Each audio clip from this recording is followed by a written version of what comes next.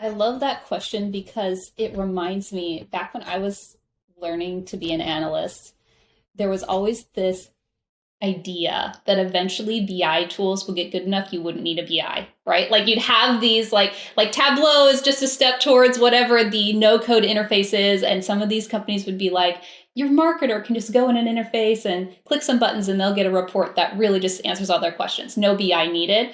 And that didn't prove out to be true, right? Like BIs are still like this very important role, but there are these other roles and other tools that can fill some gaps around there. I love the idea of Jasper as this friendly interface to be able to do this particular task of content generation. I think it's a fantastic use case.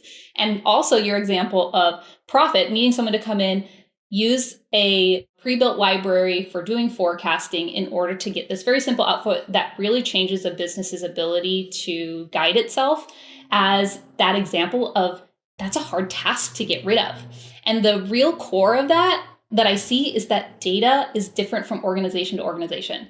That Yeah. when I was at Amazon, we'd always talk about solve for the constants. That's a constant.